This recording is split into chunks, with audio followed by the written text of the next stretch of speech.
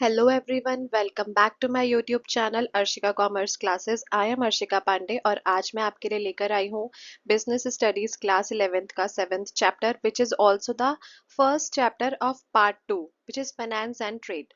So let's start formation of a company.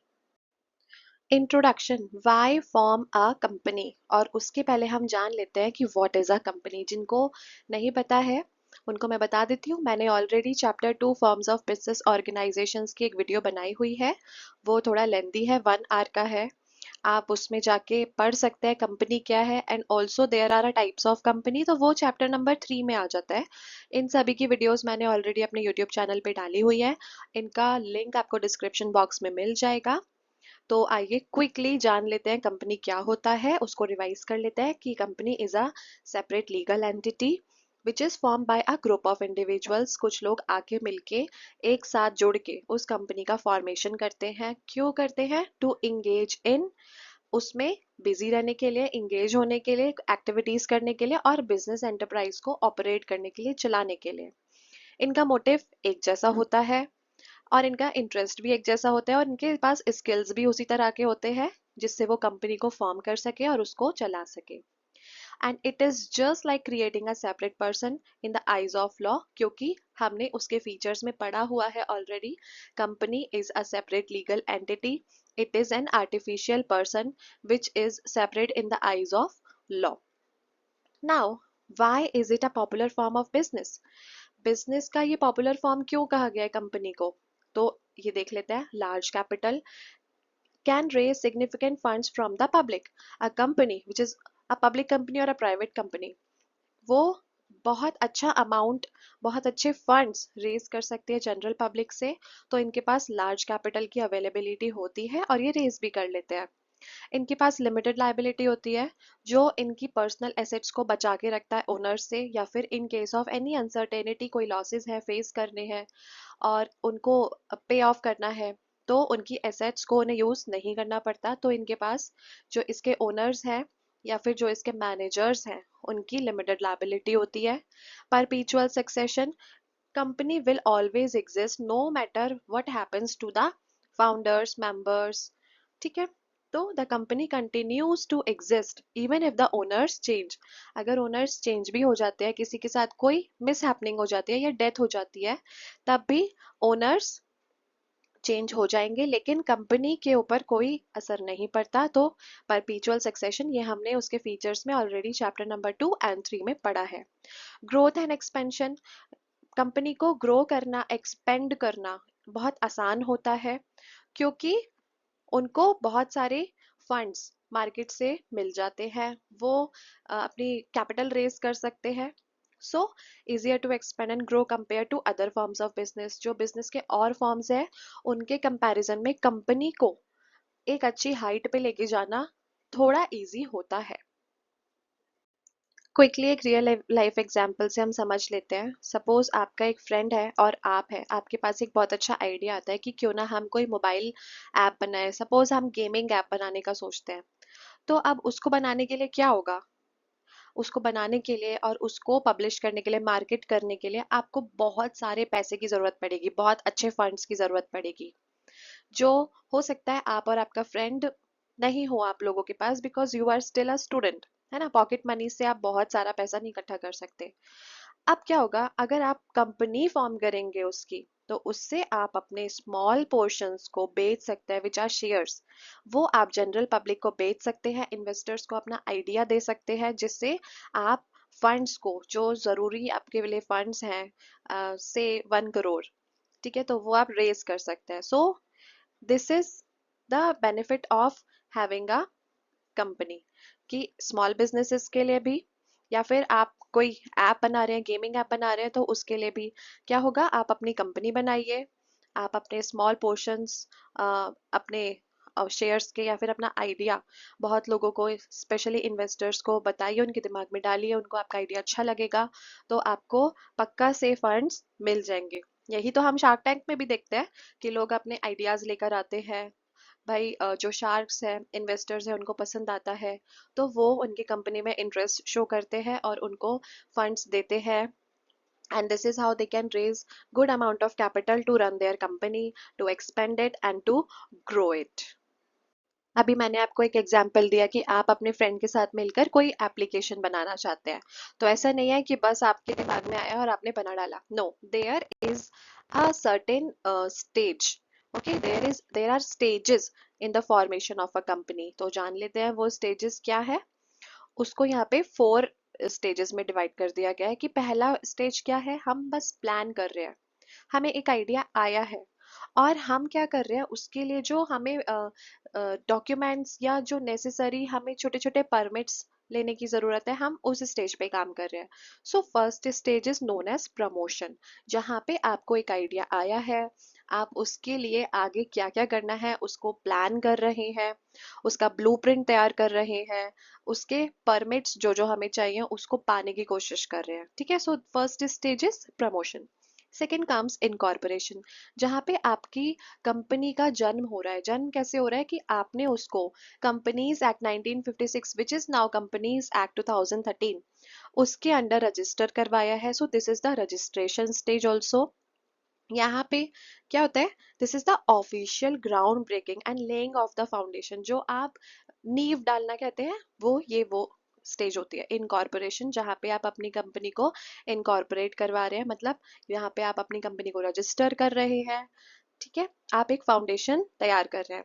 Here comes the third stage, capital subscription. क्योंकि अब हमें company हमने form तो कर ली, लेकिन अब हमें कंपनी में आगे जो भी काम करने हैं, हमें इंफ्रास्ट्रक्चर की ज़रूरत है, हमें एम्प्लॉयज़ की ज़रूरत है, एवरीथिंग है ना, बहुत सारी चीज़ों की ज़रूरत होती है कंपनी में. उसके लिए आपको क्या चाहिए, फंड्स चाहिए. So capital subscription, the fundraising stage. It is the fundraising stage and it is generally for the public companies. मतलब जो गवर्नमेंट कंपनीज होती हैं वो फंड रेज करती हैं. ठीक है, या फिर जो प्राइवेट कंपनीज हैं या स्मॉल स्केल कंपनीज होती हैं वो लोन्स लेती हैं फ्रॉम द बैंक. जैसे हम अगर घर भी बनाते हैं, तो घर बनाने का यहाँ पे मैंने एग्जांपल दिया है कि आपको आपके पास एक आइडिया आया कि बहुत टाइम हो गया रेंट पे रहते रहते, अब अपना घर लेते हैं, तो आइए this is the planning stage. अब यहाँ पे आप क्या कर रहे हैं, आप ब्लूप्रिंट तैयार कर रहे हैं कि ऐसी लोकेशन में होना चाहिए, अच्छा घर होना चाहिए या फिर फ्लैट ले लूँ, क्या करूँ, है ना. ये हो गया आपका ब्लूप्रिंट तैयार. अब आपने चूज कर लिया कि आपको क्या लेना है, सपोज आपको फ्लैट लेना है, तो अब आप क्या करते हैं, आप रजिस्ट्रेशन करवाते हैं उसका. ठीक है, उसकी सारी लीगल फॉर्मेलिटीज होती हैं. फिर क्या करते हैं आप, अच्छा यहाँ पे घर लेने के टाइम पे ही हमें कैपिटल रेज भी करना होता है. ओके, हम लोन्स लेते हैं. सो कैपिटल सब्सक्रिप्शन हो गया कि हमने लोन ले लिया घर बनाने के लिए. And then commencement of business stage, और फिर आपका बिजनेस शुरू हो जाता है. This is the initial stage. ठीक है, तो प्राइवेट कंपनी जो होती है, a private company only needs to go through the first two stages because वो कैपिटल रेज नहीं कर सकते. आई होप स्टेजेस आपको अच्छे से समझ आया होगा. जस्ट कीप इन माइंड कि हम एक घर वाला एग्जाम्पल जो मैंने अभी बताया कि घर खरीदना है, मम्मी पापा घर खरीदते हैं, तो वो क्या क्या अपने दिमाग में लेके चलते हैं, वो कैसे प्लानिंग करते हैं, वो कैसे फंड्स को कहाँ से हमें फंड्स लेने हैं, लोन ले लूँ या फिर रिश्तेदारों से या फिर फाइनेंशियल इंस्टीट्यूशन. ठीक है, सो ऑल दैट, फिर रजिस्ट्रेशन एंड ऑल. तो बस वही है, बहुत सिंपल सा है फॉर्मेशन ऑफ अ कंपनी की स्टेजेस. आप इसकी हेडिंग्स अच्छे से याद कर लेंगे इन दैट सीक्वेंस ओनली, तब वो बहुत अच्छा रहेगा. अब हम सबसे पहली जो स्टेज है प्रमोशन, उसके बारे में बात कर लेते हैं, the spark of an idea. तो सबसे पहले हम जान लेते हैं कि प्रमोशन क्या होता है. प्रमोशन का मतलब है, ये एक पहला स्टेज है first of all. Also it involves the discovery of a business idea, कि हमें किस तरह का बिजनेस करना है, बिकॉज बहुत तरह के आइडियाज है, बहुत तरह के बिजनेसेस है. तो हमें अपना जो टाइप है, जो आइडिया उसके रिगार्डिंग होगा, वो हम सबसे पहले डिस्कवर करते हैं. फिर जो आगे बहुत नेसेसरी स्टेप्स हैं उसी के डायरेक्शन में जाने के लिए हम वो लेते हैं कि हमें कंपनी कैसे फॉर्म करनी है, किस तरह की कंपनी फॉर्म करनी है. तो ये होता है. अब आगे जान लेते हैं कि who is a promoter. Promoter कौन है. A promoter is the person या फिर group of individuals who conceive the business idea. जिनको बिजनेस आइडिया आया होता है, वो एक पर्सन भी होता है या फिर बहुत सारे लोग भी हो सकते हैं. And undertake the work of forming the company, और वो कंपनी को फॉर्म करने के लिए जो सारे काम करते हैं, या फिर इनको कंपनी का पेरेंट्स भी कहा जाता है. तो प्रमोटर कौन है, एक पर्सन या फिर ग्रुप ऑफ पीपल जिनको बिजनेस आइडिया आता है, जो बिजनेस आइडिया के ऊपर काम करते हैं, प्लानिंग करते हैं, वो सब होते हैं प्रमोटर। अब यहाँ पे मैंने एक एग्जाम्पल दिया है धीरू भाई अंबानी का। धीरू भाई अंबानी कौन है, हम सब जानते हैं, रिलायंस के प्रमोटर थे। उन्हीं के पास आइडिया आया था कि वो टेक्सटाइल इंडस्ट्री में काम किया करते थे। फिर उनको एक बार आइडिया आया कि क्यों ना मैं अपना खुद का बिजनेस करूं। So Dhirubhai Ambani was the promoter of Reliance Industry. He saw an opportunity in the polyester filament yarn business and took the initiative to build one of India's largest conglomerates. उसके बाद आ जाते हैं हमारे Narayana Murthy, NR Narayana Murthy. उनकी team were the promoters Infosys के। They had the vision to create a global software services company from India. तो यहाँ पे फर्स्ट पिक्चर मैंने दी है धीरू भाई अंबानी की एंड हमारे नारायण मूर्ति जो कि इन्फोसिस के फाउंडर है।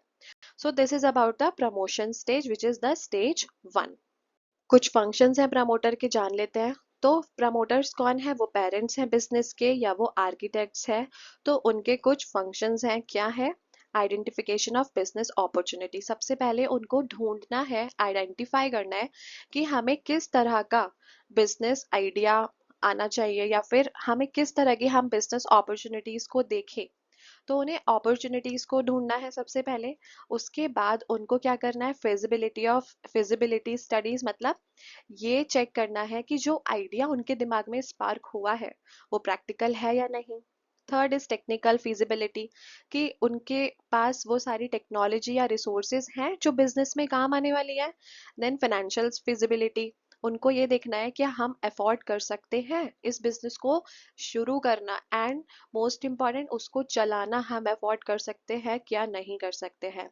देन कम्स इकोनॉमिक फिजिबिलिटी, वो ये देखते हैं कि हम ये बिजनेस, ठीक है हमारे पास फंड्स भी हैं, ठीक है हमारे पास, वी कैन अफोर्ड, लेकिन क्या ये बिजनेस प्रॉफिटेबल रहेगा, क्योंकि प्रॉफिट इज द मेन कम, सब कुछ लौट फिर के प्रॉफिट के ऊपर ही आ जाता है बिजनेस में। फिर वो देखते हैं नेम अप्रूवल, ऑलरेडी कोई कंपनी रजिस्टर्ड तो नहीं है, तो उनको एक बहुत यूनिक नेम देखना होता है। अब इन्फोसिस हो गया, रिलायंस हो गया, टाटा हो गया, वो इंडिया में एक ही है। हम लोगों ने कभी नहीं सुना कि इन्फोसिस पार्ट 2 या फिर इन्फोसिस 2.0, ऐसा कुछ नहीं। नो, इन्फोसिस एक ही आया, रिलायंस एक ही आया, मैकडी एक ही आया, है ना। सो आपको बहुत यूनिक नाम देखना है अपनी कंपनी के लिए। और फिर उसको कंपनी जो रजिस्ट्रार होते हैं कंपनीज के, उनसे भी अप्रूव कराना है कि ये नाम हम, मतलब किसी के सेंटिमेंट्स को हर्ट तो नहीं करेगा। देन फिक्सिंग अप सिग्नेटरीज, ये डिसाइड करना कि पहले डायरेक्टर्स कौन होंगे, who will be the first directors and shareholders. Then appointing professionals, उनको बहुत सारे प्रोफेशनल्स की ज़रूरत पड़ने वाली है अब कंपनी को चलाने के लिए या उसको इनकॉर्पोरेट करने के लिए। तो बैंकर्स की ज़रूरत है, लॉयर्स की, ऑडिटर्स की, CA, chartered accountants and all. तो उनको भी अपॉइंट करना है, उनको हायर करना है, ठीक है। देन प्रिपेयरिंग नेसेसरी डॉक्यूमेंट्स, उनको जो उनके फाउंडेशनल डॉक्यूमेंट्स हैं कंपनी के, उनको ड्राफ्ट करना है। बहुत सारे डॉक्यूमेंट्स होंगे, वो मैं आगे आपको बताती हूँ। सो प्रमोटर के यहाँ पे ये फंक्शंस हैं। और प्रमोटर कौन था, प्रमोटर एक इंडिविजुअल या ग्रुप ऑफ इंडिविजुअल्स जिनके दिमाग में एक आइडिया आता है और वो उसी दिशा में सारे काम करते हैं। So what are the key documents for incorporation? Two crucial documents are the heart and soul of any company. किसी भी कंपनी के दिल, मतलब धड़कन या आत्मा है ये दो documents which are very crucial also. First is MOA, which is Memorandum of Association, and second is AOA, which is Article of Association. तो मेमोरेंडम को हम ये भी कह सकते हैं, जैसे हमारी इंडिया, हमारी कंट्री को चलाने के लिए हमारा कॉन्स्टिट्यूशन फॉर्म्ड है, ठीक है। उसी तरीके से कंपनी को चलाने के लिए जो एक डॉक्यूमेंट की ज़रूरत है, तो इसको समझ लेते हैं, वही समझ लीजिए कि कंपनी का जो कॉन्स्टिट्यूशन है वही है एमओए। एमओए में जो भी लिखा होगा, जैसे लिखा होगा वैसे ही आपको सारे फंक्शंस आगे कैरी ऑन करने हैं। And article of association, it is a rule book, ठीक है, कि अंदर जो इंटरनल मैनेजमेंट है वो कैसे काम करने वाले हैं, उनके रिलेशंस कैसे रहेंगे, कौन किस तरह से डील करेगा, तो ये सारा आर्टिकल्स ऑफ एसोसिएशन में आ जाता है। Now, MOA is like the constitution of a country. It defines its boundaries, powers, objectives कि हमारी कंपनी के क्या objectives हैं, हमें क्या goals achieve करने हैं, हमारे पास क्या powers है, हम किस हद तक काम कर सकते हैं, किस हद में रह के हमें काम करना है. This is all about in memorandum of association. Article of association वो क्या है? It is like the laws of the country कि एक देश के कुछ लॉ होते हैं, जैसे हमारे इंडिया में कुछ लॉ है ना, उसी तरीके से it governs how the country will run internally कि अंदर ही अंदर जो इंटरनल मैनेजमेंट है वो किन लॉज पे काम करेगा, किन लॉज को उन्हें फॉलो करना है.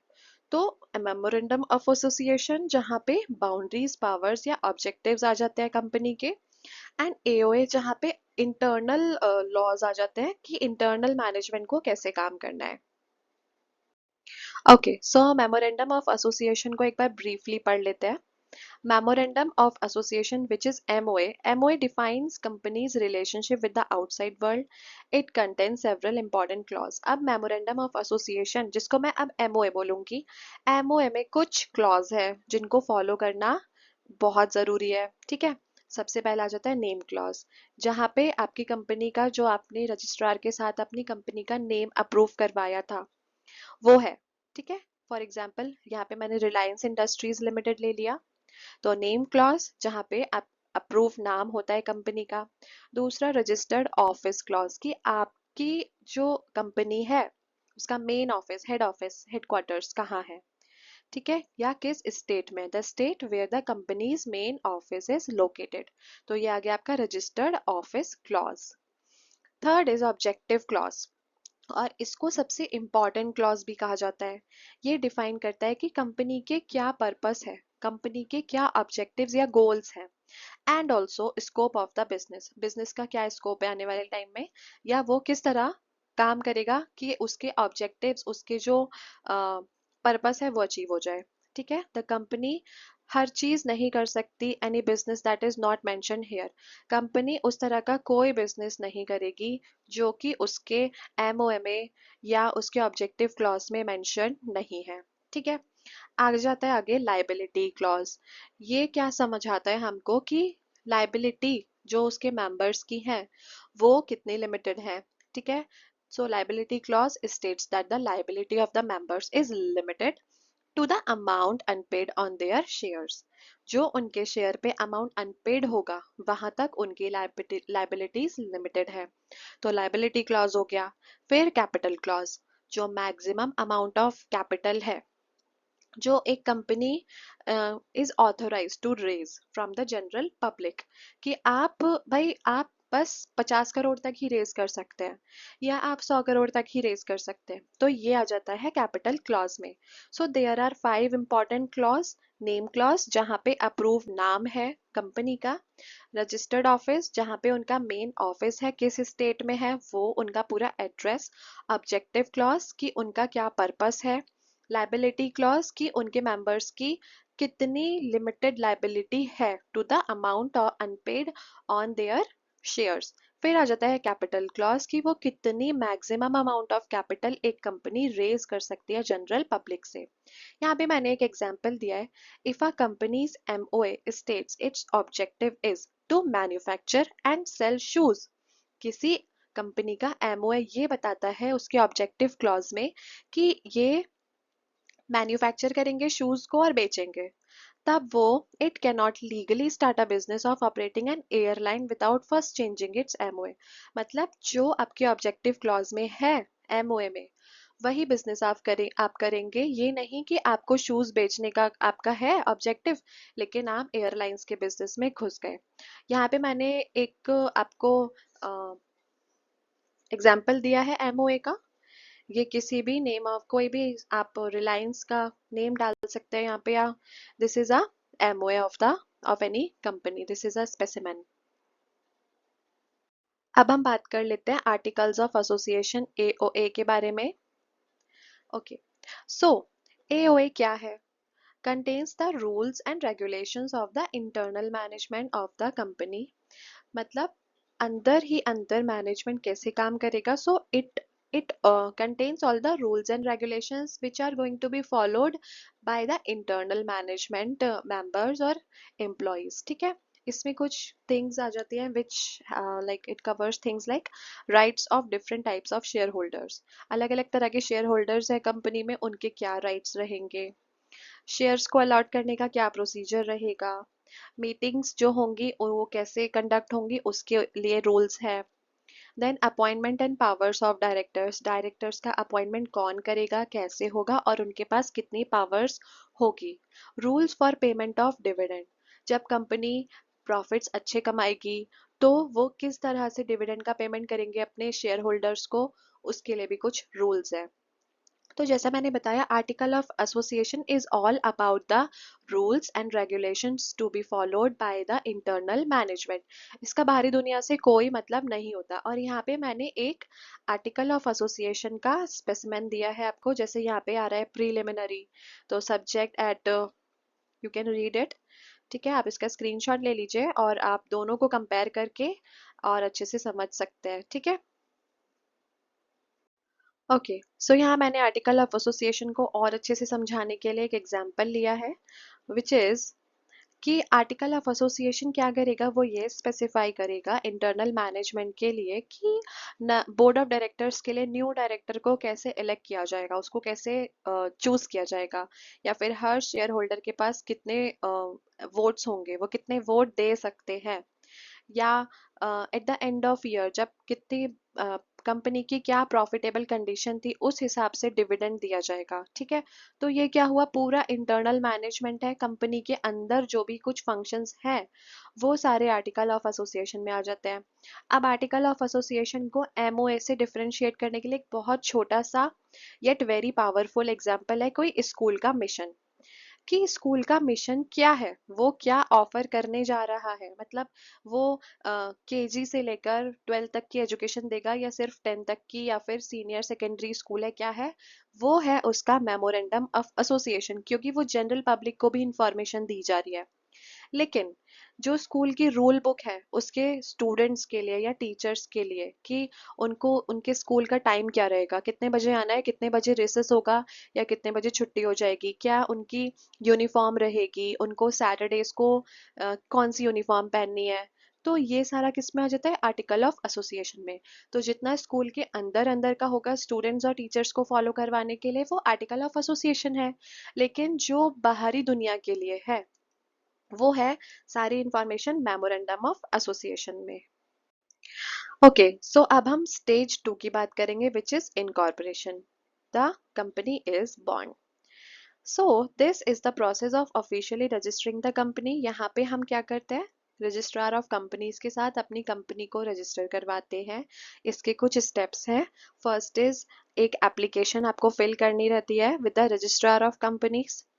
सेकेंडली, आपको at the time of registration सारे डॉक्यूमेंट्स, जितने भी रिक्वायर्ड डॉक्यूमेंट्स हैं, एमओए, एओए, डायरेक्टर्स का कंसेंट और एक्सेट्रा, ये सारे डॉक्यूमेंट्स आपको at the time of registration वहाँ पे सबमिट करने हैं और रजिस्ट्रेशन फीस देनी है।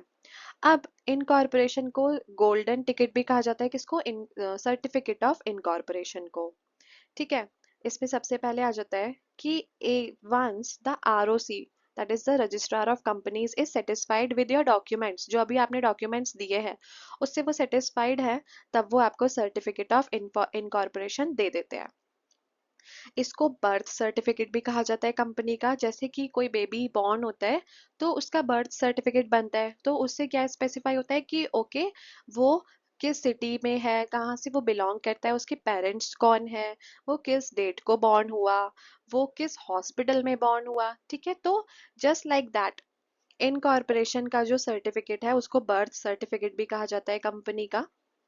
नाउ फ्रॉम दिस डेट, जिस दिन उसको इनकॉर्पोरेट कर दिया गया कंपनी को, the company becomes a separate legal entity. ठीक है, कंपनी एक सेपरेट लीगल एंटिटी बन जाती है, वो एक सेपरेट पर्सन है, उसके जो ओनर्स या बोर्ड ऑफ डायरेक्टर्स हैं वो सेपरेट है। अब कंपनी अपने नाम पे ही कहीं पे प्रॉपर्टी भी खरीद सकती है, किसी को सू कर सकती है इन कोर्ट, एंड उसको भी कोई सू कर सकता है कोर्ट में। ठीक है, Then the certificate is conclusive evidence of the company's legal existence. और जो गोल्डन टिकट या फिर इनकॉर्पोरेशन का सर्टिफिकेट है वो एक एविडेंस भी है कि कंपनी की लीगल एग्जिस्टेंस कब से है, ठीक है, कैसे है, वो सब आ जाता है।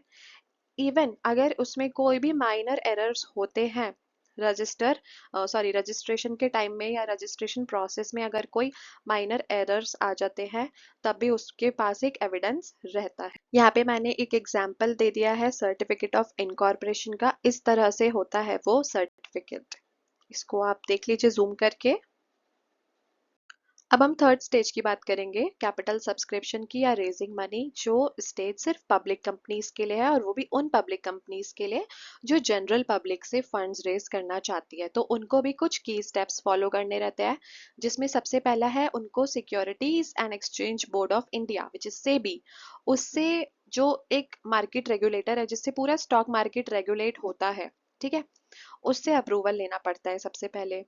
फिर क्या करना पड़ता है उनको, eight the time of registration उनको अपना प्रोस्पेक्टस जो वो इनविटेशन के लिए देंगे जनरल पब्लिक को, वो उन्हें आरओसी को भी देना पड़ता है। तो यहाँ पे वो क्या करेंगे कि जो उनकी कंपनी के जो शेयर्स खरीदने वाली जनता है, पब्लिक है, उनको उन्हें अपनी पूरी हालत बतानी होगी, हमारी हिस्ट्री क्या है, हम प्रेजेंट में कैसे काम कर रहे हैं, हमारे फ्यूचर गोल्स क्या हैं। तो यही प्रोस्पेक्टस होता है जहाँ पे कंपनी की पूरे चिट्ठे होते हैं, तो उनको वो प्रोस्पेक्टस देना पड़ता है। अ प्रोस्पेक्टस इज एन इनविटेशन, मतलब वो एक तरीके से इनविटेशन दे रहे हैं जनरल पब्लिक को उनकी कंपनी के शेयर्स खरीदने के लिए। वो उसमें पूरी स्टेटस बताते हैं, अपनी हिस्ट्री, अपनी प्रेजेंट और अपना जो उनके फ्यूचर गोल्स हैं, ठीक है, जिससे खुश होके या अट्रैक्ट होके जनरल पब्लिक उनकी कंपनी में इन्वेस्ट कर सकती है। फिर आ जाता है हमारा अपॉइंटमेंट ऑफ बैंकर्स, ब्रोकर्स या अंडरराइटर्स। अब ये जो सारा इशू प्रोसेस है शेयर्स का, इसको हैंडल कौन करेगा, तो उन लोगों को अपॉइंट करना ज़रूरी हो जाता है। तो यहाँ पे बैंकर्स, ब्रोकर्स या अंडरराइटर्स, उनका अपॉइंटमेंट होगा, ठीक है। फिर आ जाता है minimum subscription, application of stock exchange to stock exchange and allotment of shares. अब ये क्या है मिनिमम सब्सक्रिप्शन? मिनिमम सब्सक्रिप्शन का मतलब आप ऐसे समझ लीजिए, एक कंपनी को 1000 शेयर्स उन्हें बेचने हैं, ठीक है। अब उसमें क्या होगा कि लोगों ने अप्लाई किया, कोई बात नहीं। अब क्या होगा, the company must receive application for at least 90% of the shares it is offering, कि उन्होंने जो 1000 शेयर्स ऑफर करे हैं उसमें से कम 900 शेयर्स के लिए उनके पास एप्लीकेशन आनी चाहिए, ठीक है। अगर नहीं आएगी तो उनको क्या करना होगा, उनको पैसा वापस कर देना होगा, किसका, जनरल पब्लिक का। So the company must receive application for at least 90% of the shares it is offering, if not it has to return all the money. फिर आ जाता है एप्लीकेशन टू स्टॉक एक्सचेंज, मतलब अब यहाँ पे इनको स्टॉक एक्सचेंज को एप्लीकेशन देनी पड़ेगी to get the shares listed for trading. अपने शेयर्स को स्टॉक मार्केट में लिस्ट कराने के लिए इनको अप्लाई करना पड़ता है। उसके बाद आता है अलॉटमेंट ऑफ शेयर्स, जब उनको एप्लीकेशन रिसीव हो जाती है तब वो जो शेयर्स हैं अपने एप्लीकेंट्स को, जिन्होंने अप्लाई किया है, जो बायर्स हैं, उनको वो शेयर्स अलॉट कर देते हैं। तो ये पूरा प्रोसेस है कैपिटल सब्सक्रिप्शन का, जो हम क्लास 12th की अकाउंटेंसी में भी पढ़ेंगे। तो वो आपको तब और अच्छे से क्लियर हो जाएगा, ऑल्दो ये मुझे लगता है अभी अच्छे से क्लियर हो जाना चाहिए। अच्छा, कैपिटल सब्सक्रिप्शन के लिए एक और तरीका होता है विच इज आईपीओ, ठीक है, ये है आईपीओ। उसके बाद यहाँ पे आ जाता है हमारा ये स्टॉक एक्सचेंज, कि ये स्टॉक एक्सचेंज का मैंने आपको दे दिया, स्टॉक मार्केट में कैसे चलता है, क्या चलता है। So this is about the third stage. यहाँ एक रियल लाइफ एग्जांपल देती हूँ। एक कंपनी, इसका नाम आपने बहुत अच्छे से सुना है, जोमेटो एंड पेटीएम।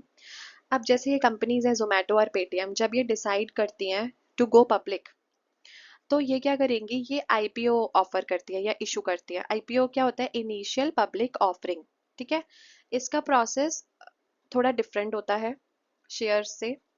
ये क्या करता है, ये आईपीओ अपना इशू कर देता है कि हम मिनिमम सब्सक्रिप्शन बता देते हैं कि मिनिमम आप एक लॉट खरीद सकते हैं, उस लॉट की वैल्यू 14 से 15 हज़ार होगी, या जो भी उनके शेयर्स की कॉस्ट है उस हिसाब से होती है। अब क्या करते हैं, हम लोग अप्लाई करते हैं आईपीओ के लिए, हम उसमें अपना पैसा लॉक करवा देते हैं, सपोज 15 हज़ार, ठीक है। Now, the document they release with all the company details to attract investors is the prospectus.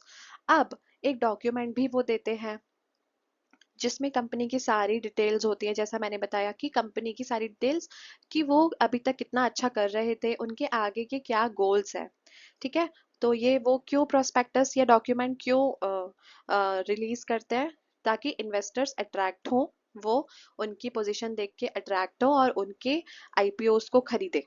ठीक है, इस सारी प्रोसेस को कहते हैं, जो शेयर्स को बेचने की ये सारी प्रोसेस है उसको कहते हैं कैपिटल सब्सक्रिप्शन स्टेज।